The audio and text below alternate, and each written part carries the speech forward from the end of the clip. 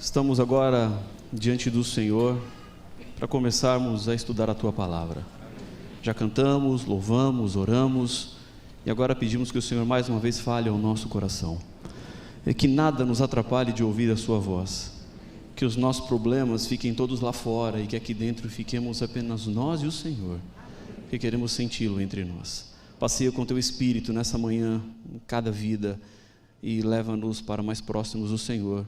É o que eu lhe peço em nome de Jesus. Amém. Feliz sábado. Bom dia. É muito bom voltar aqui à igreja do UNASP São Paulo. Pastor Gilson, ontem quando nós fomos almoçar e começamos a conversar um pouquinho sobre a semana, eu lembrei que a última vez que eu preguei aqui foi em 2011. Então faz 10 anos que eu não voltava para pregar aqui.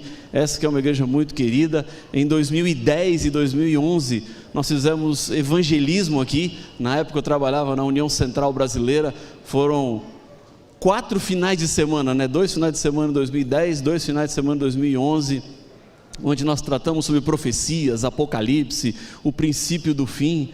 E Deus realmente foi muito bondoso conosco naquela época, por isso que eu guardo com muito carinho aqueles dias que passamos juntos aqui. E tem mais um detalhe, pastor Gilson, que eu não te contei ontem. Eu fui ordenado ao ministério nessa igreja. Estava mais ou menos aqui nesse lugar quando eu recebi a ordenação ministerial, por isso que é muito bom retornar aqui a essa igreja. Amigos, eu tenho orado por essa semana já há um bom tempo. Desde que acertamos a data de que estaria aqui, eu comecei a pensar nos temas a serem abordados, no tema que seria tratado aqui, e eu resolvi voltar os meus olhos para 1 Coríntios 13. Existem alguns capítulos da Bíblia que você não dá para mexer em nada, não dá para tirar um versículo, e para mim um desses capítulos é 1 Coríntios 13. Quando eu leio, não dá para ler um versículo só, tem que ler tudo. Tem que ler inteiro, do começo ao fim. Não é um capítulo tão longo, mas ele fala sobre o amor. E por isso eu coloquei o título dessa semana de uma expressão de Paulo: o amor nunca falha. E quando nós voltamos para Deus, que é a essência do amor, obviamente sabemos, se o amor não falha, é porque Deus não falha. Nesta semana eu quero convidá-los a buscarmos o Cristo vivo que salta da Bíblia e se coloca do nosso lado como alguém real, como alguém que está vivo, como alguém que se importa e se interessa com as minhas e as suas necessidades. Durante esta pandemia, esse púlpito aqui, pastor Gilson, multiplicou e muito a sua força, e eu sei da responsabilidade que é estar aqui nessa semana. Eu estava olhando ali no YouTube um pouquinho antes de entrar, chegando a 7.000 conexões no YouTube, é algo impressionante. Eu não sei quantas pessoas temos aqui na igreja agora, pastor Gilson, nas contas assim, mas a igreja está praticamente repleta. Mas vejam, nós temos pelo menos 3 ou 4 vezes mais o público na internet agora do que aquele público que está aqui na igreja. Portanto, precisamos buscar o poder do Senhor para que Ele fale ao nosso coração. Antes de eu entrar no meu sermão, eu quero só deixar mais uma vez, o pastor Gilson já falou, mas a minha gratidão ao pastor Stanley, o nosso líder, o presidente da divisão sul-americana, que me liberou para estar aqui com vocês. Ele também envia uma saudação muito especial à igreja. Nós estamos a poucos dias de começar um concílio na divisão, que é chamado concílio quinquenal. Ele acontece a cada 5 anos. Nesse concílio quinquenal são eleitos todos os líderes das uniões, missões e uniões de igrejas da divisão sul-americana, que são 12. E também são eleitos os administradores das 6 instituições que a divisão tem. Então é uma grande correria esses dias, a preparação, toda a mecânica do funcionamento. E eu tenho trabalhado junto com o pastor Stanley, ele me liberou para estar aqui essa semana. Vou trabalhar à distância para deixar tudo pronto, porque no dia 25 nós começamos então de maneira online o nosso concílio quinquenal, e depois o concílio vira híbrido, e depois ele segue até o final assim. Bom, amigos, vou ao meu sermão. Eu escolhi hoje de manhã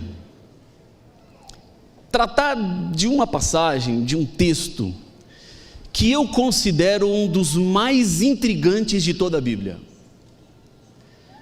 Você pode perguntar assim, pastor, mas tem coisa intrigante na Bíblia? Claro que tem. Muitas passagens na Bíblia que nós olhamos e falamos assim, mas como é que se entende isso? Como é que interpretamos isso? O que é que o autor gostaria de dizer quando ele escreveu essas palavras? Agora, essa história aqui, ela é intrigante, não porque é difícil interpretar, é fácil interpretar. Difícil é entender como ela acontece mecanicamente na nossa vida. Eu quero convidá-lo, por gentileza, a abrir sua Bíblia, no livro de Atos, no capítulo 12. E os primeiros versos trazem essa história que eu considero como uma história muito intrigante. Uma história com questionamentos. Uma história que traz consigo perguntas que nós nos fazemos. Situações que batem à nossa porta em nossa jornada e existência e que, se forem mal respondidas, poderá gerar um abismo entre você e o Senhor. Mas quando bem respondidas, ela vai lhe aproximar ainda mais de Deus. Eu vou trazer algumas perguntas e espero nessa manhã responder as perguntas que eu mesmo vou levantar dessa história aqui. Diz assim a Bíblia: por aquele tempo, há aqui nessas primeiras palavras um contexto. O que é que estava acontecendo naquele tempo? A igreja cristã crescia. A igreja cristã multiplicava os seus seguidores. No capítulo 10, por exemplo, o Espírito Santo desce pela primeira vez em gentios ou não judeus. A igreja começa a crescer, começa a ser marcadamente um movimento forte. Começa com poucas pessoas, mas o movimento vai se multiplicando, e naquele tempo de Atos capítulo 12, a igreja já era um movimento forte. Diz assim a Bíblia, na continuação: o rei Herodes mandou prender alguns da igreja para os maltratar. Agora você consegue entender o que o crescimento da igreja havia causado na liderança da época.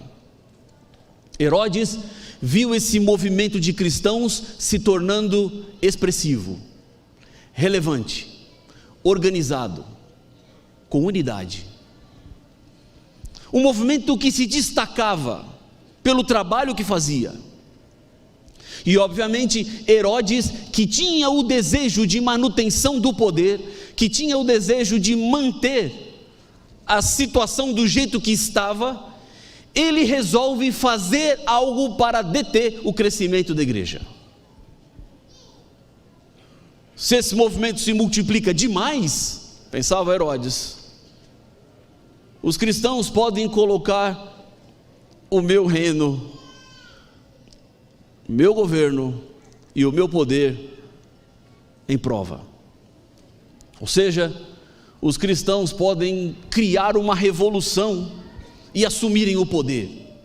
Portanto, a decisão de Herodes para calar a igreja foi prender alguns para os maltratar. Vamos escolher algumas pessoas da igreja, e obviamente, se o desejo de Herodes era deter o crescimento da igreja, o que ele tinha que fazer era prender os mais influentes, prender as vozes mais fortes, prender aqueles que representavam melhor, porque prender essas pessoas da igreja e fazê-los sofrer significaria um exemplo para que outras pessoas não se tornassem cristãs. Era um recado: ó, vão querer entrar nessa igreja aqui? Olha o que está acontecendo com os líderes, olha o que eu estou fazendo com aqueles que estão em função de destaque e proeminência. Agora, maltratar pode significar muita coisa. Se eu sair perguntando aqui com o microfone para muitos de vocês, cada um pode dar uma definição diferente para maltratar. O que é maltratar alguém? Pode ser coisas menores ou coisas mais graves, e nós vamos ver que para o Herodes, maltratar era algo bem pesado. Versículo 2: mandou matar à espada Tiago, irmão de João.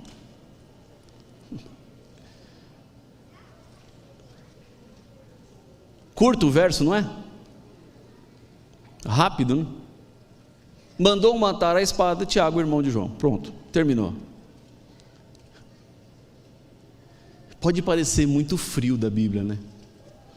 Você acabou de ler a morte de um dos discípulos de Jesus, e um dos discípulos daqueles que estava mais perto de Jesus.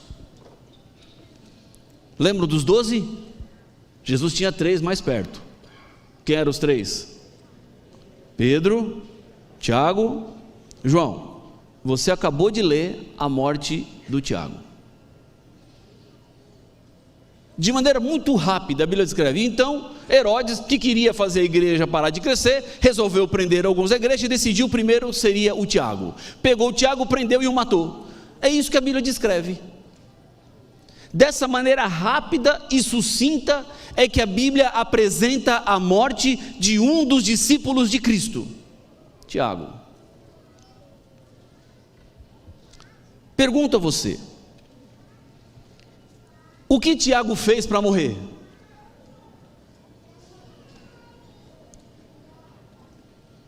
Pertencia à igreja. Tiago representava a igreja, e isso assinou a sua sentença de morte. Tiago morreu em nome do Senhor. A morte dele não tem muita descrição, a morte dele não tem multiplicação de palavras, é direto. E morreu Tiago. A espada. A espada significa decapitar, literalmente. Herodes arrancou a cabeça fora do Tiago. Foi assim que ele morreu. Trazendo para a nossa realidade, para o nosso contexto, o que encontramos no começo dessa história é que estar com Deus ou estar com Jesus não é garantia de que você não terá problemas. Ser discípulo fiel não te isenta de passar por dificuldades. Não quer dizer que você nunca mais terá sofrimentos, que as lágrimas não rolarão dos seus olhos. Não significa que você passará por essa vida sem ter angústias e sofrimentos.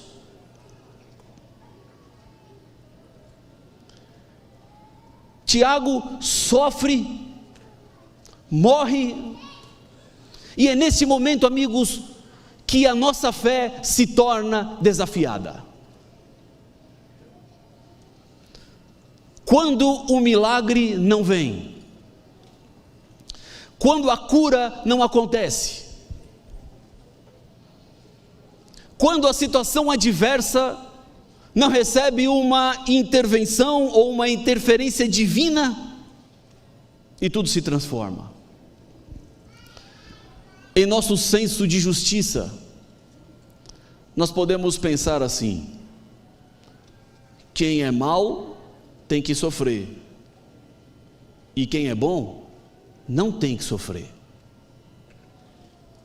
Quem faz as coisas erradas deve pagar pelas consequências das escolhas equivocadas que fez, e quem faz as coisas certas não tem que pagar por consequências erradas de outros ou que tenha qualquer interferência sobre a sua vida. Mas a grande questão é que pessoas boas sofrem e pessoas más às vezes não sofrem. E como é que lidamos com isso? Deixa eu lhe explicar uma coisa. Eu quero não ser muito filosófico nessa minha primeira resposta, mas você vai tentar entender o que eu quero dizer. O mal só é mal porque atinge todas as pessoas, inclusive aquelas que não são más. Tudo certo até aqui? Se o mal somente atingisse aqueles que são maus, ele não seria mal, ele seria justiça. Fazendo o inverso, por que o bem é bom? O bem é bom porque atinge todas as pessoas, inclusive aqueles que são maus. Porque se o bem não alcançasse aqueles que são maus, ele não seria o bem, ele seria justiça. Jesus disse isso quando falou que Deus faz cair chuva sobre justos e injustos, o céu abre no céu sobre justos e injustos, sobre bons e maus. Mas a grande questão, voltando aqui para a história, é como lidamos quando as respostas que queremos de Deus não são exatamente aquelas que nós gostaríamos que fosse. Há muita gente que diante de uma negativa do Senhor se revolta. Há outros que diante de uma negativa o acusam de não existir. O fato é que nós temos dificuldades em lidar com situações diferentes daquelas que nós gostaríamos ou daquilo que nós prevíamos que deveria acontecer. Não são apenas os maus que sofrem, não são apenas os bons que sofrem as consequências do bem, sobre todos. E o que nós vemos aqui, Tiago não havia cometido nenhum crime, não era ele uma ameaça para a sociedade, pertencia à igreja, era líder da igreja, e isso resultou na sua morte.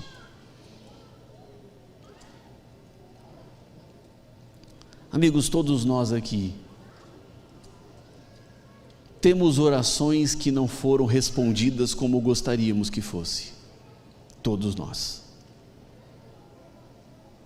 Não tem uma pessoa aqui que pode dizer, não, todas as minhas orações foram respondidas. É porque Deus nem sempre responde do jeito que a gente acha que Ele deveria responder, ou do jeito que nós queremos que Ele responda. Deus tem caminhos que não são os nossos caminhos. Deus segue trilhos que não são os nossos trilhos. E muitas vezes buscamos um milagre sobrenatural, uma intervenção, e ela não vem. Eu lembro sim de um momento da história da minha família. Alguns anos atrás, o meu sogro, na época com 51 anos, recebeu a notícia depois de passar mal por 3 dias, literalmente 3 dias, de que ele tinha um tumor no intestino com 7 metástases no fígado. Isso era o ano de 2007. Na época, o meu sogro, o pastor Milton Souza, apresentava o programa Anjos da Esperança. E à época, junto com os Anjos da Esperança, foi feita uma grande corrente de oração. Um blog na internet foi colocado e publicado para contar um pouco do seu dia a dia. Ele decidiu fazer o blog, para informar as pessoas que estavam orando por ele. Por quase 30 anos ele foi pastor da Igreja Adventista do Sétimo Dia, e nas orações intensificadas por ele, vinham mensagens de diferentes lugares. E eu lembro que a minha esposa, por exemplo, ela acreditava no milagre. Porque no dia que ele recebeu a notícia, aqui no Hospital Adventista de São Paulo, conversando com um dos médicos que foi dar a notícia, quando o capelão entrou para orar com ele, e eu fiquei do lado de fora, o médico falou assim: olha, Rafael, a situação é muito complicada, precisamos de um milagre. E muitos se agarraram de que um milagre talvez acontecesse. que o milagre talvez fosse uma saída para o problema que os médicos não enxergavam. Mas infelizmente, a esperança do milagre terminou quando ele descansou, 83 dias depois. Ele não teve chance de lutar contra a doença. Da descoberta à morte foi só piora. Só piora. Dias nublados, dias difíceis, onde parece que as nossas orações não são entendidas ou não são ouvidas. Lidamos com situações assim. Eu não venho aqui para começar essa semana de oração dizendo para você que minha vida espiritual é tudo muito fácil, que tudo sempre aconteceu. Eu não vim aqui para contar um monte de milagres, de contar testemunhos, histórias que poderia contar. Eu estou dizendo para você que o mal é mal porque atinge pessoas boas. O mal é mal porque atingiu o Tiago, irmão de João. E alguém pode pensar assim: pastor, mas às vezes doença a gente aceita mais. Agora esse rei Herodes aí, pagão, que não tinha nada a ver com Deus, com cristianismo, pega um discípulo de Jesus, um dos mais próximos de Jesus, e decapita esse homem, porque Deus não interviu, porque Deus não colocou a mão, porque Deus não o libertou. Essas perguntas vão ficar mais acirradas quando a gente continuar a leitura do verso. Olha só, versículo 3: vendo que isto agradava aos judeus, o que decide fazer o Herodes? O que está na sua Bíblia aí? Prosseguiu. Em outras palavras, continuou. Ó, foi bom, hein? Vai dar o efeito que eu queria, pensou Herodes. O pessoal vai ficar com medo de ser cristão, vamos matar outro. Versículo 3 ainda: e eram os dias dos pães sem fermento. Prosseguiu, mandando prender também Pedro, e eram os dias dos pães sem fermento. Agora, o preso foi um outro discípulo de Jesus, daquele também dos mais próximos, né? Pedro, Tiago, João, já foi Tiago, agora Pedro. Vamos botar o Pedro aqui agora. Versículo 4: depois de prendê-lo, lançou-o na prisão, entregando-o a 4 escoltas de 4 soldados cada uma, para o guardarem. Em outras palavras, Herodes colocou 16 soldados para segurarem o Pedro na prisão. Versículo 5: e assim, Pedro estava guardado na prisão. Verso 6: na noite anterior ao dia em que Herodes ia apresentá-lo ao povo, Pedro dormia entre 2 soldados, preso com 2 correntes. Versículo 7: eis, porém, que sobreveio um anjo do Senhor, e uma luz iluminou a prisão.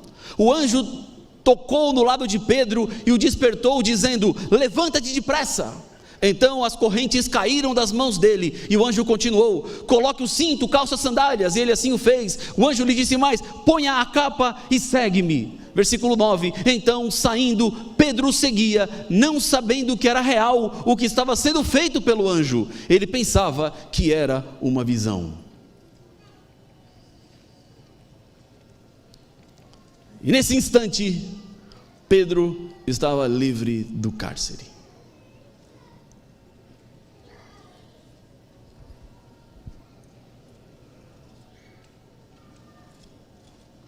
Está tudo bem?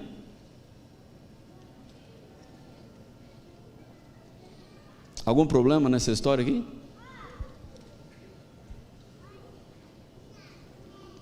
Eu falei para você que era intrigante. Começa com a aparente indiferença de Deus ao Tiago na prisão. Estava lá, Herodes o prendeu, Herodes o apresentou ao povo, decapitou, o matou de maneira brutal, violenta, sanguinária, cruel.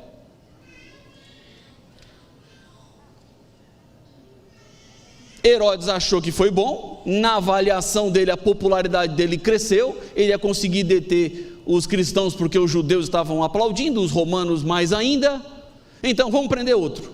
Aí ele pega e põe o Pedro na prisão.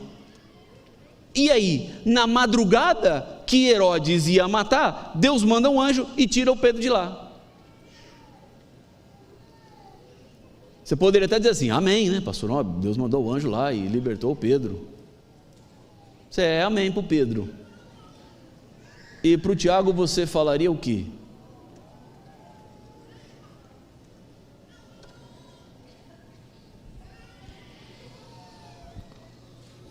E que forma é essa que Deus tem de agir conosco, seres humanos?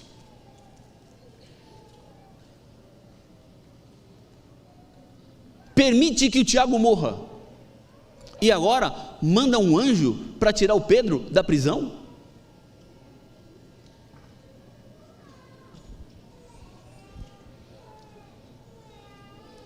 A grande pergunta que se levanta aqui é: por que Deus faz milagres para uns e não faz para outros? Por que Deus permite que algumas pessoas tenham testemunhos de milagres para contar, e outros numa mesma situação, diante de uma mesma realidade, não podem contar o mesmo milagre? Isso parece que se choca conosco. Miriam, me alcança por gentileza esse copo aí de água. É esse aí, esse. É só para, não pode deixar fechado, é só para uma ilustração. Digamos que eu tenho duas crianças na minha frente. Pode ser meus filhos, o que seja. E aí pede assim, ô Rafael, eu quero suco. Ô tio, né? Ô tio, eu quero suco, tá bom.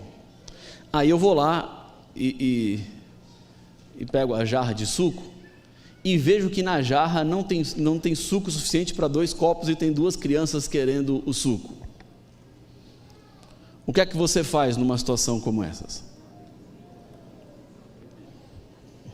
Dá uma dividida, né?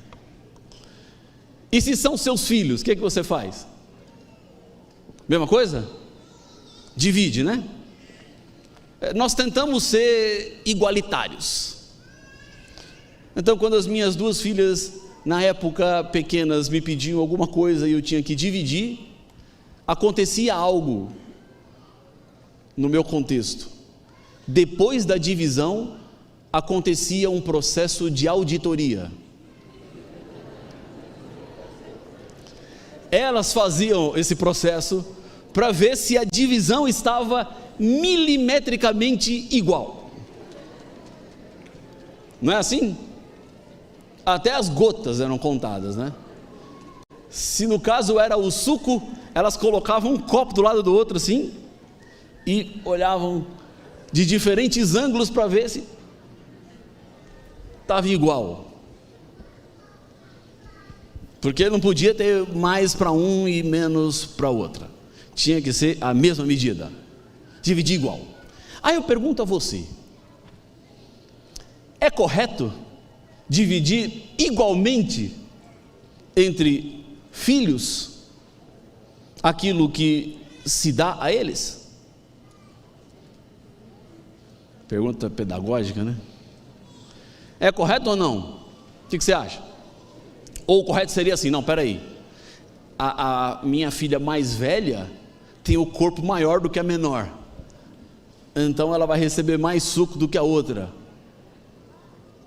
Tá certo isso? Não, não dá. Tem que ser igual. E eu respeitava o processo de auditoria. Até um dia que eu cansei de ficar nesse negócio de ficar auditando, eu resolvi fazer uma outra coisa, uma técnica nova. Eu falei assim: uma divide e a outra escolhe primeiro. Aí elas se acertavam entre elas. Então aqui dividia, a outra escolhia primeiro. Então aqui ia dividir, fazia o processo de tentar ser o mais igual possível. Aí pensamos assim: na nossa pedagogia está certo, fazemos igual. Então a oportunidade que um filho tem, o outro tem. O que se faz para um, faz para o outro. O que se dá para um, dá para o outro. Tentamos fazer de forma igualitária o atendimento dos nossos filhos. Aí alguém pode dizer assim: pastor, isso aqui funciona conosco, mas com Deus não funciona não. porque Deus foi lá, deu um copão de suco para o Pedro, que saiu vivo, e o Tiago não recebeu nada, saiu morto, sem cabeça.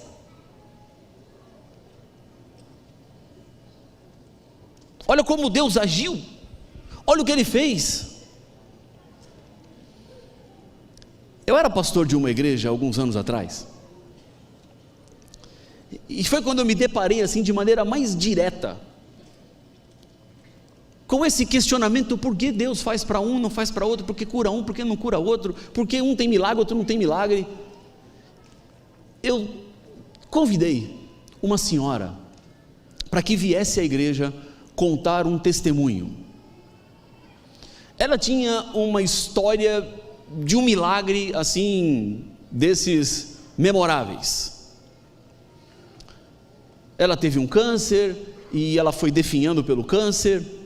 Eu vou encurtar a história porque a história é longa, mas o fato é que em um determinado momento o médico chamou a família e falou assim para o esposo e para os dois filhos, para a filha e para o filho, falou assim: olha, a mãe de vocês está no momento final, a sua esposa está no momento final, o meu conselho a vocês é: entrem lá, falem com ela, despeçam, cantem, abracem, beijem, fiquem do lado dela, porque tudo que a medicina tinha para fazer foi feito. E na história que ela conta, o pai chamou os dois filhos e falou assim: nós vamos entrar lá e vamos fazer daquele momento final da mamãe um momento feliz. Não vamos ficar chorando, não vamos ficar desesperados, vamos cantar hino, vamos orar, vamos fazer daquele momento um momento de entrega, um momento de colocar a vida nas mãos do Senhor. E os três consentiram que assim seria, mas quando entraram no quarto não deu certo, falhou o plano. A filha começou a chorar, o filho ficou desesperado vendo a mãe lá, e o pai não sabia o que fazer, tirou todo mundo do quarto, e ela, fraca e debilitada da forma como estava, no testemunho que ela conta, entendeu que ali era um momento de despedida. Na história ela conta que mesmo sem poder falar, com muita dificuldade, ela começou a orar, chorar, até que ela apagou. E ela sentiu algo no corpo dela, como se Deus tivesse entrado no quarto, ela conta. O corpo dela começou a formigar e esquentar, e a partir daquele momento, o câncer que não regredia, com os tratamentos começou a regredir. Os médicos tinham decretado que não tinha mais o que fazer, mas a situação começou a se reverter. O quadro clínico dela, de piora, começou a melhorar. Melhorar. E ela ainda está viva até hoje, e conta o testemunho dela por aí. E eu a convidei para ir na igreja que eu era pastor, para contar esse testemunho, porque eu achei bonita a história. Combinei com ela o dia que ela iria, preparei um sermão introdutório, mas para que não se perdessem os detalhes da narração da história, eu combinei com ela assim: olha, eu vou começar o sermão, eu te chamo, dou o microfone, a senhora conta o testemunho. Ela falou assim: pastor, tudo bem, perfeito. E comecei o meu sermão falando do poder de Deus, de como Deus atua, de que Deus está vivo, Deus não está morto, Deus continua operando entre os seres humanos, e como evidência, gostaria que eles ouvissem uma história, e a chamei, e ela veio à frente. E eu desci, e sentei no segundo banco, bem nessa cadeira aqui do lado da senhora, que seria aqui, nessa cadeira aqui do lado direito. Do meu lado esquerdo, tinha uma jovem senhora, que eu não conhecia, nunca tinha visto. Eu a cumprimentei, falei boa noite, ela boa noite, e ficamos os dois sentados olhando, ouvindo o testemunho. Durante a narração da história, essa mulher que estava do meu lado, ela se emocionou várias vezes. Ela chorava, mas ela tinha um lenço de papel na mão dela, tentava conter as lágrimas, e ela ia ouvindo o testemunho. Até aí tudo certo, porque era uma história marcante, uma história bonita, uma história que mostra um poder de Deus, uma evidência maravilhosa, sobrenatural.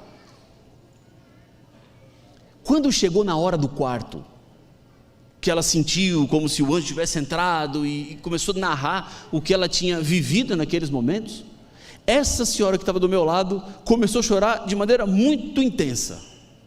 Ela ficou em pé, pediu licença, eu encolhi a perna, ela passou e saiu pelo corredor central. E eu fiquei preocupado. e entendi que eu deveria ir atrás dela. No primeiro banco estava o pastor da escola que me ajudava, e eu falei assim, bem baixinho, assim, pastor, eu vou dar uma saidinha, se eu não voltar você termina o sermão. Eu assim, pastor, mas como assim? Eu falei, não, pastor, termina o sermão, porque aconteceu uma situação aqui, eu preciso dar uma saída, se eu não voltar você termina, vai lá, faz o apelo, fecha o sermão, agradece todo mundo, ora, e assim, tá bom, deixa comigo. E aí eu saí pelo corredor central, cheguei na recepção, falei assim, vocês viram uma senhora? Chorou, sim, pastor, ela foi aqui para trás da igreja. Eu pensei que ela talvez tivesse ido embora, e eu ia atrás dela na rua, para saber o que tinha acontecido, mas descobri que ela ainda estava no terreno da igreja. Ela foi pelo corredor lateral, até o fundo, e lá atrás tinha os sanitários, um bebedouro, e em cima tinha a sala das crianças. E aí eu fui andando pelo corredor lateral, quando eu virei, tinha o bebedouro, um banco, ela estava sentada no banco, mas com um choro pesado, visivelmente um choro de dor. É alguém que estava assim, no limite das suas forças, tentando extravasar, colocar para fora, aquele sentimento, aquele grito assim na garganta. E eu, quando vi a cena, olhei para ela e perguntei, o que aconteceu? E ela, tentando segurar o choro, falou assim, pastor, essa história aí me fez mal, muito mal, e voltou a chorar. E aí foi que eu me deparei com algo reverso àquilo que eu queria. O meu objetivo na vida daquela senhora, no coração dela, foi exatamente o contrário daquele que eu tinha pensado. Eu não queria que alguém ouvisse aquele testemunho e saísse mal. Eu não queria que alguém ouvisse um milagre sobrenatural, de uma intervenção de Deus, que reverteu um caso que aparentemente não tinha solução. Os médicos já tinham dito, não, tenho o que fazer, e Deus foi lá e falou assim, não, tenho o que fazer sim. Os médicos não, mas eu tenho o que fazer, e Deus reverteu, e ela estava lá viva, contando testemunho. Mas agora, eu tinha diante de mim, uma senhora dizendo assim, pastor, essa história me fez mal, muito mal, não gostei. E aí quem ficou frustrado fui eu, porque eu queria que as pessoas saíssem felizes aquela noite da igreja. Eu queria que as pessoas saíssem dali confiantes. Eu dei mais uns 2 passos em direção a ela e refiz a pergunta, porque eu não tinha entendido. Por que a história fez mal? E eu perguntei de novo, o que aconteceu? Ela, tentando segurar as lágrimas, antes que você fique curioso demais, eu não consegui voltar para terminar o sermão. Ela, tentando segurar as lágrimas, ela falou assim, pastor, deixa eu te contar. Ela não era membro daquela igreja. E ela diz assim, pastor, eu vim aqui hoje só para ouvir esse testemunho, porque eu sabia que esse testemunho seria contado aqui hoje. Me falaram, e eu vim. Pastor, a minha mãe teve um tumor exatamente ao daquela senhora, igual, pastor, mesmo tipo, mesmo lugar. E sabe, pastor, o que aconteceu? Minha mãe morreu. Eu orei, minha família orou, o pastor orou, os líderes da igreja oraram. Pastor, eu várias vezes falei assim, Senhor, se minha mãe for curada, eu vou sair para todos os lugares contando o testemunho do seu poder. Pastor, eu pedi para Deus para fazer o que aquela senhora está fazendo hoje. Eu falei para Deus que eu faria exatamente isso, mas Deus não curou minha mãe. Pastor, minha mãe está morta. Agora eu venho aqui hoje, ouço um testemunho de alguém dizendo assim, eu fui curada, eu estava lá à beira da morte e Deus me salvou. Por que, pastor, Deus salvou a ela e não minha mãe? Pastor, eu não estou triste com ela porque ela foi curada, não, mas só quero saber, por que Deus não fez um milagre na vida da minha mãe? E eu tentando assim responder, e ela já veio com as pressuposições que ela tinha. Pastor, eu já sei, pastor, o problema sou eu, o problema está em mim. É eu que falei alguma coisa que Deus não gostou, ou eu sou uma pessoa que Deus não gosta, eu sou pecadora, eu não sei o que fazer, então por minha causa Deus não... Eu falei, não é isso, não é assim, pastor, tem que ter uma explicação. Eu queria, pastor, pregar do milagre, mas eu não tenho milagre para pregar. Agora eu venho na igreja e começo a ouvir alguém dizendo: olha só, o milagre aconteceu na minha vida. Amigos, isso acontece várias vezes. Isso aconteceu diversas vezes na minha vida. Há uns anos atrás, eu e minha esposa fomos almoçar com uma senhora que o pai dela teve um câncer exatamente como o câncer do meu sogro, só que sem as metástases no fígado. Ele conseguiu descobrir quando ainda estava só no intestino. E nesse almoço, ela dizia assim para minha esposa: ai, Ellen, como é que a gente pode não amar Deus, né? Fez um milagre na vida do meu pai. E eu fiquei pensando: será que ela não lembra que a minha esposa não teve um milagre? Talvez ela não se atentou. E está tudo certo ela falar da experiência dela, está tudo certo ela falar daquilo que ela viveu, daquilo que ela passou. Sim, olha, nós vivemos momentos terríveis, mas agora sentimos um alívio no coração. E enquanto ela falava, eu comecei a imaginar como minha esposa estava se sentindo. Alguém dizendo: olha o meu milagre. E diante dela tinha uma pessoa dizendo: eu não tive um milagre. Eu não vi um milagre. Será que Deus ama uns mais do que outros?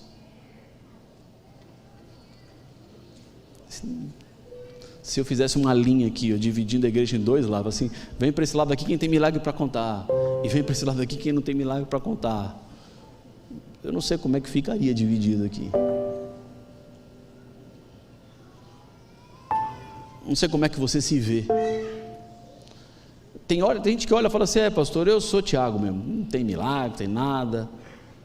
E tem outros que podem falar assim: pastor, eu sou Pedro, tem algumas coisas assim impressionantes que Deus fez na minha vida, algumas coisas assim maravilhosas da intervenção divina.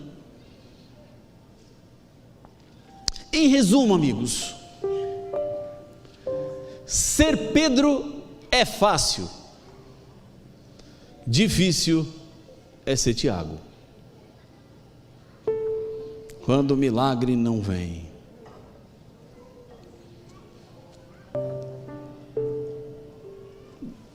Há situações que são as mais diversas. Eu uma vez vivi algo assim muito, muito interessante, que me marcou muito. Uma experiência que foi exatamente no mesmo dia. Eu morava em Arthur Nogueira, aqui no interior de São Paulo. E eu havia pregado em Barueri naquele dia, estava voltando para casa. E eu peguei aquela estrada que vai de Campinas até Conchal, que passa ali por Paulínia, Cosmópolis, Arthur Nogueira, Engenheiro Coelho, que era o meu caminho de volta para casa. E aquela estrada tem duas pistas que vai, duas que vem, um canteiro no meio.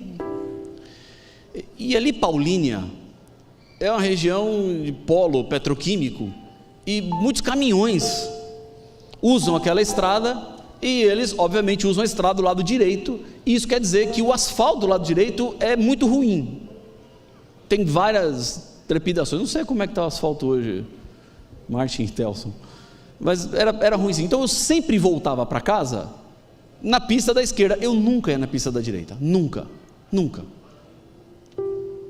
Eu estava voltando para casa naquele dia, foi um dia feliz, preguei de manhã, à tarde teve batismo, uma programação especial, e nesse caminho de volta para casa, naquele dia, eu não sei te explicar porquê, eu não tenho uma explicação lógica para te dar, não sei porquê, porque eu nunca fazia isso.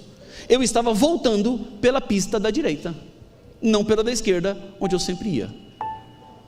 Um pouco antes de chegar em Cosmópolis, tem uma subida e uma descida. Eu estava já chegando no final da subidinha, assim, Martin, não dá para ver o lado de lá, da esquerda, né? Quando eu cheguei em cima, um carro passou na contramão, pela faixa da esquerda, a toda velocidade. Não estava na minha frente, mas eu sempre andava na esquerda. Mas aquele dia eu estava na direita, mesmo com o asfalto ruim, trepidando. Não sei porque eu estava lá.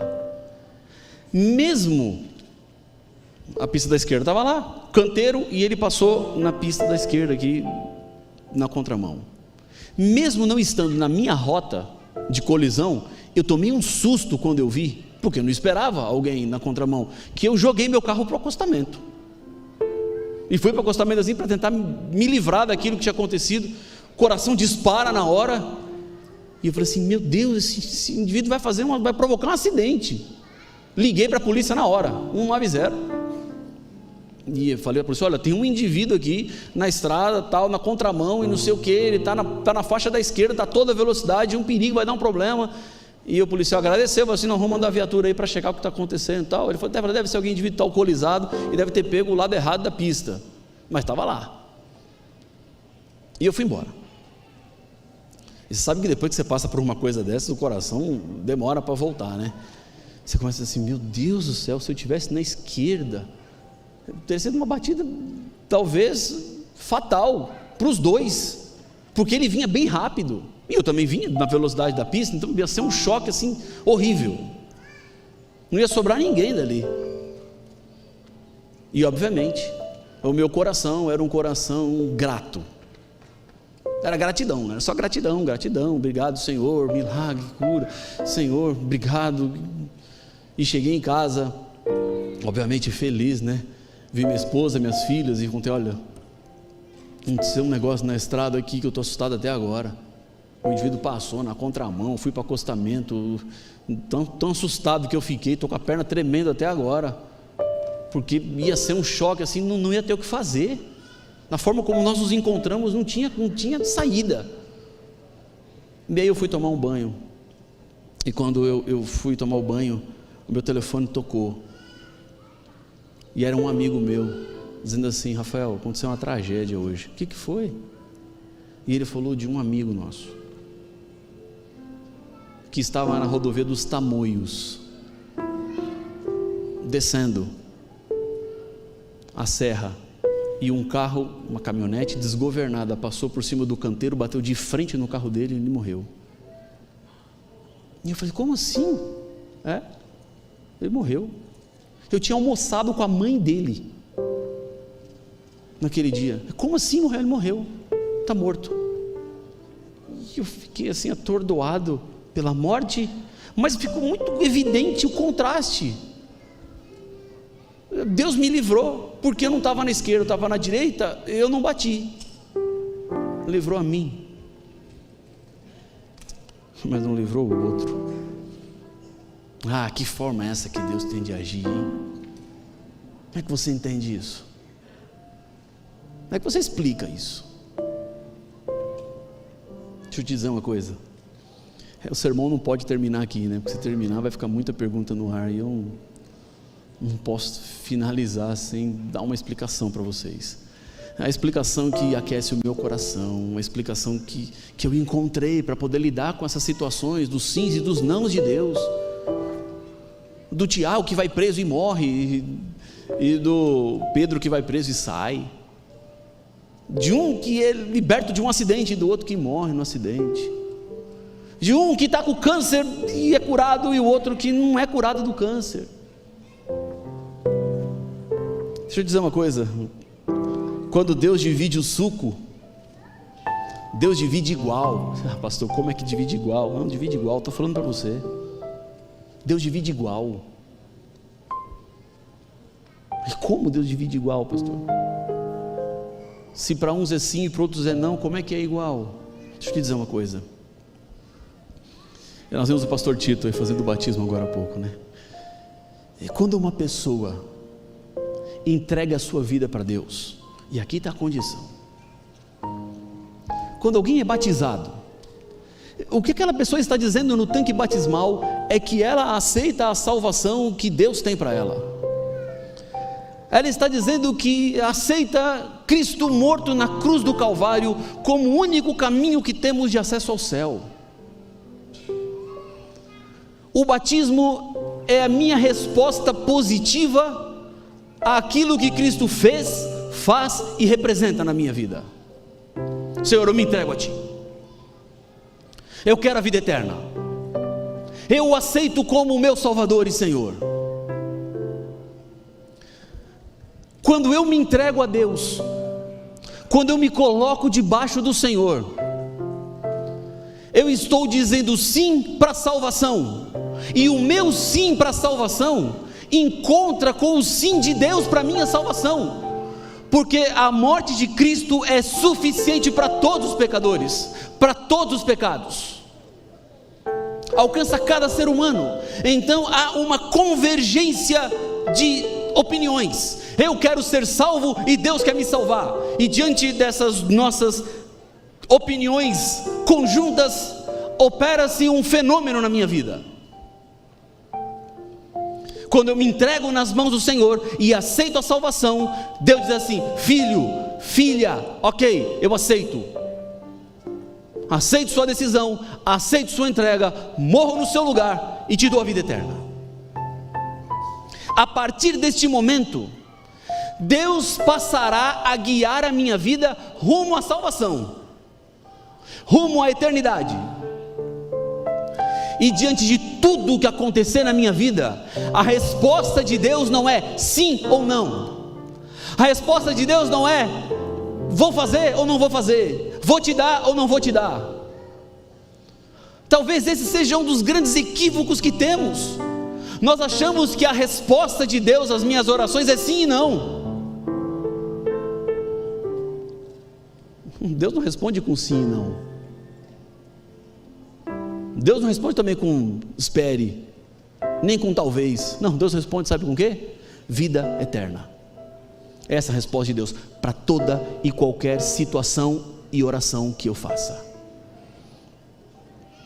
Quando o Tiago estava na prisão, Deus falou assim: Tiago, vida eterna, tá? E para o Tiago, vida eterna significou morrer.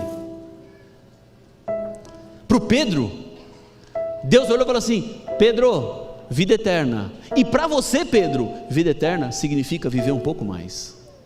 Você vai sair daí.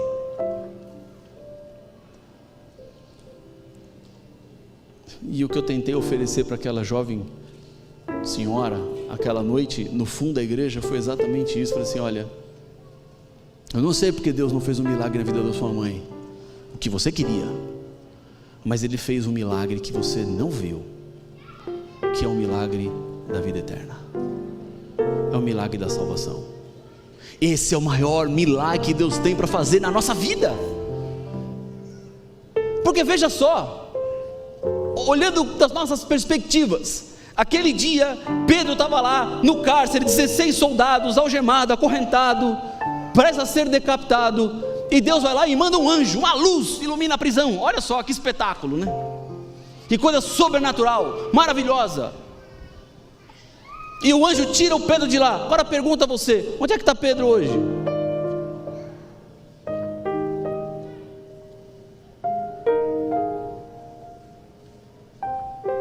Pedro só não morreu aquele dia, mas morreu depois.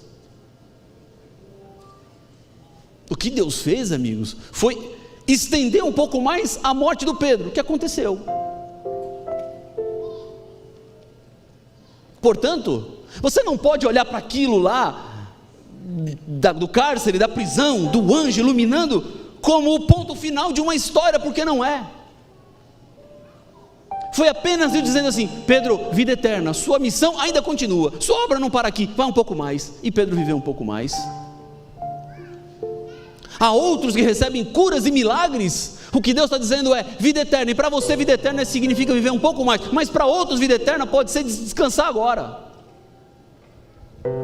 Porque amigos, amigas, irmãs, irmãos, o verdadeiro milagre que Deus tem para fazer não é a cura, não é fazer um paralítico voltar a andar, não é fazer alguém que está com câncer não ter mais câncer, não é fazer alguém desenganado voltar a viver. O maior milagre que Deus tem para fazer é o milagre da vida eterna, e esse milagre Ele faz na vida de todos, de qualquer um. O milagre está feito já. Então quando você olhar para Tiago e Pedro, milagres que acontecem e não acontecem, esqueça essa perspectiva humana de que olha que são abençoados aqueles a quem Deus fez o milagre sobrenatural e amaldiçoado aquele que não recebeu o milagre, porque isso não tem nada a ver com a visão do Senhor. Porque Deus olha e diz assim: filho, filha, eu tenho para você vida eterna, E tem coisas que nós pedimos para Deus, Deus fala assim: filho, filha, não dá para te dar. Não dá, desculpa, não vai receber. Senhor, mas eu quero, não vai receber, porque o que eu tenho para você é vida eterna. E se eu te der esse milagre hoje, se eu fizer isso na sua vida agora, amanhã você se perde. E entre ver você triste na terra e feliz no céu, ou feliz na terra e fora do céu, pode ter certeza que Deus escolherá a primeira opção. Diz o salmista no Salmo 30, versículo 5: o choro pode durar uma noite, mas a alegria vem pela manhã. O maior milagre que Deus tem para fazer é o milagre da vida eterna. A vontade de Deus deve ser mais desejada na minha vida do que a manifestação do poder dele na minha vida. A vontade do Senhor, o que ele tem para nós, o que ele quer para nós. Mas a história não termina, não tem mais uma coisa. Olha o versículo 6, e isso aqui me chama muita atenção, é demais de atenção. Diz assim: na noite anterior, versículo 6, ao dia em que Herodes ia apresentá-lo ao povo, Pedro fazia o quê?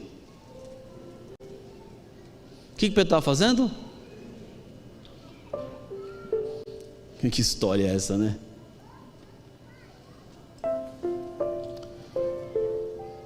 Como é que alguém dorme nessa situação, hein? Você pode me dizer?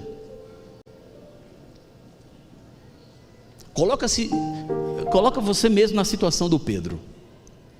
Alguns dias atrás, seu amigo Tiago esteve no mesmo cárcere que você está, foi decapitado. Agora está você preso, 16 soldados, acorrentado, algemado, numa cela fria, úmida, sentado em pedras, algemado, acorrentado. Madrugada, no amanhecer, Pedro vai te apresentar no povo e vai decapitar a sua cabeça. O que estaria fazendo você nessa madrugada?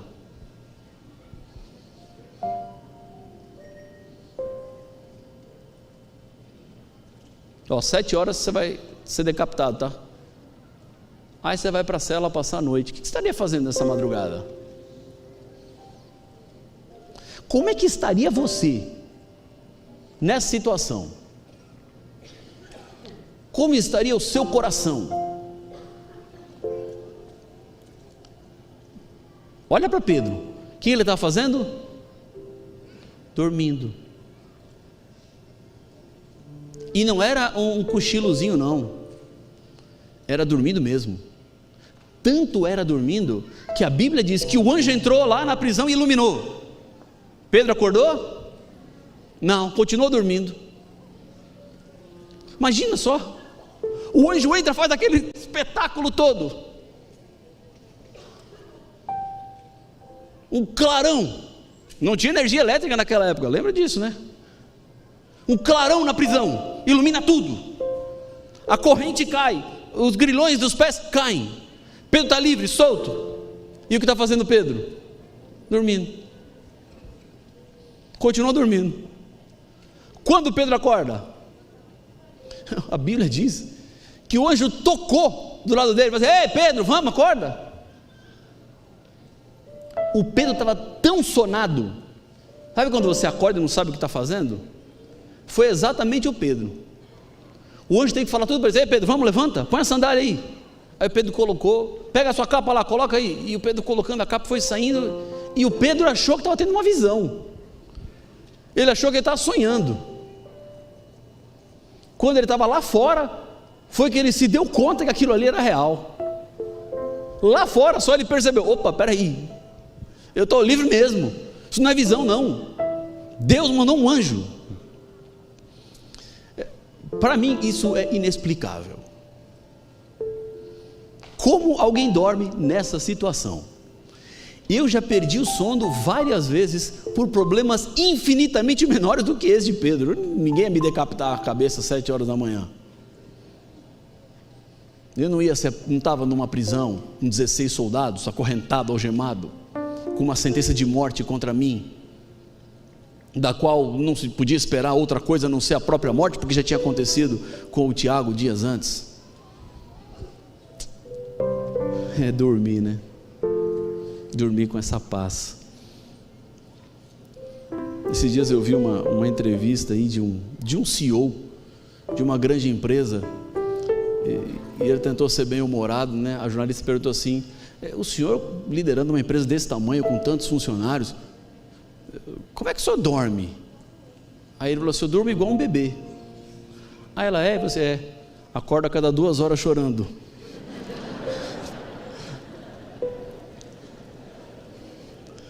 E eu fiquei pensando assim, e o Pedro dormia em paz, tinha paz,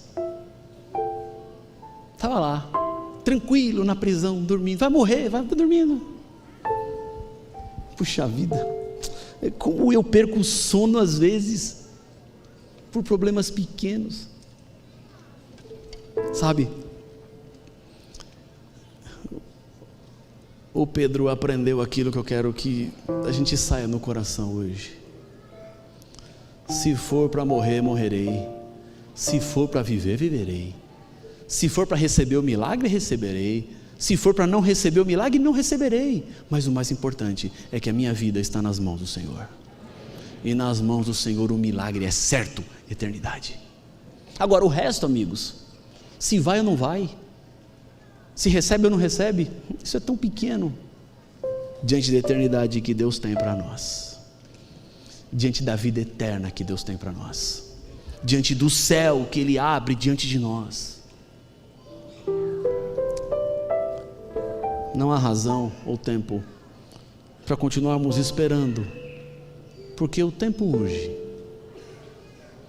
Nós não sabemos o nosso futuro. A gente está aqui agora e não sabe o que vai ser amanhã. A igreja essa semana lidou com uma perda, e todos nós nos entristecemos juntos, né? Choramos juntos. Eu senti a dor do pai que veio aqui. Se o que esse mundo nos oferece é instável, é inconstante, é incerto, não é previsível, por que continuar longe dos braços do Senhor? Por que não se entregar nas mãos do Senhor? Por que não fazer da sua vida uma vida que anda em conformidade com aquilo que Deus quer para você? Eu vou terminar o sermão nesta manhã agora, mas eu queria, antes de fechar, falar especialmente a você que ainda não tomou uma decisão de entregar a vida, o coração, os sonhos nas mãos do Senhor. Você que tem ouvido a voz do Senhor, tem frequentado a igreja, mas falta ainda dar esse último passo de entrega para colocar a vida nas mãos daquele que não falha. Eu queria fazer um convite em nome do Senhor Jesus para você.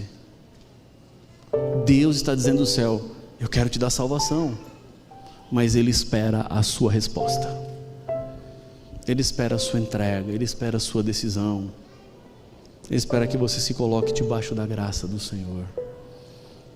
E nós vamos ouvir uma música especial com o nosso trio que já está aqui, mas eu queria nessa manhã começar de maneira específica fazendo um convite. Você que ainda não foi batizado na igreja, ou você que se afastou da igreja e sente que precisa voltar, entendeu que os milagres que não aconteceram, talvez era Deus te protegendo de coisas que não poderiam acontecer na sua vida. Eu quero orar por você de maneira especial, mas eu queria fazer o seguinte: eu não queria orar só por você não. Talvez você convidou um amigo para estar aqui hoje, convidou alguém da sua família para estar aqui hoje, e eu queria orar por vocês, mas eu não queria que você ficasse sentado aí. Eu queria lhe convidar, você que precisa tomar a decisão de entregar a vida para o Senhor Jesus, a se levantar e vir aqui na frente para a nossa oração. E você que é adventista e convidou alguém, pega na mão dessa pessoa e traz ela aqui na frente agora. Vem junto com ela para ela não vir sozinho. Eu quero lhe convidar, antes da música começar, a se levantar e vir aqui. Você que sente que precisa dar esse passo de fé, decisão ao lado do Senhor Jesus, levanta de onde está e vem aqui em nome do Senhor Jesus. Quem vai ser a primeira pessoa? Já está levantando a primeira. Venha aqui E se você conhece, você que já é adventista, conhece essa pessoa que está aí, pega na mão dela, vem junto com ela aqui na frente, para a gente ter essa oração especial. Alguém pode dizer: pastor, eu estou aqui, vou ficar sentado. Não, mas agora é o momento de você levantar, é hora de você vir, porque quando você toma a decisão e fica sentado, talvez você esquece, mas quando você levanta e vem, você não esquece mais. É a decisão que fica, que guarda. Você que sente precisa voltar para a igreja, voltar para os braços do Senhor Jesus. Levante, pode vir aqui mais aqui para o meio, fique aqui pertinho, nós vamos orar, vamos pedir que Deus tome conta da vida de vocês. Amém. Olha quantas pessoas estão vindo aqui. Deus seja louvado, pastor Gilson, por essas decisões, por essas vidas. Deus está passeando pelos corações e Deus quer ter um encontro com você. O maior milagre está à sua disposição, o milagre da vida eterna. Agora, Deus espera você, Deus precisa de você. É o seu momento, é a sua hora, não dá para deixar para depois. Sabe, pastor Tito, às vezes eu encontro pessoas que falam assim para mim: eu não entreguei meu coração para Jesus porque não chegou a minha hora. E sabe o que eu pergunto a essas pessoas? E desde quando Deus tem hora marcada para chamar alguém? Desde quando Deus tem uma agenda lá no céu? Vou chamar o Rafael só no dia 31 de dezembro de 2021, não adianta vir antes que eu não quero. Não, Deus chama agora, é hoje, é nesse momento, não dá para deixar para depois. Eu sei que o Espírito está incomodando algumas pessoas ainda aqui. Não fique sentado, venha em nome do Senhor Jesus. Vamos ouvir essa música, e durante a música tenho certeza que Deus vai falar a outros corações que vão se levantar, vão se unir, vão chegar aqui à frente. Nós queremos orar por você, queremos orar pela sua vida. Calma, mansa, serena, tranquila é a voz do meu Salvador. Calma, mansa, serena, tranquila é a voz que me chama com amor. Devo atender ao convite amável e sim responder ao chamado incansável, pois calma, mansa, serena, tranquila é a voz do querido Jesus, e sua voz não vai estar no forte vento, no terremoto ou no fogo intenso, mas na tranquila brisa sussurrar.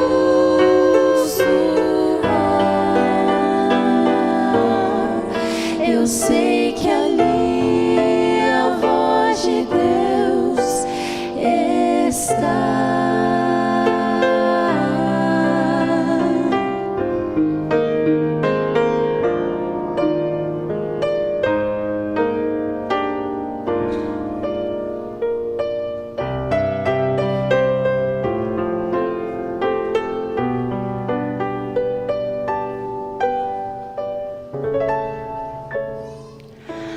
Calma, mansa, serena, tranquila é a voz do meu Salvador.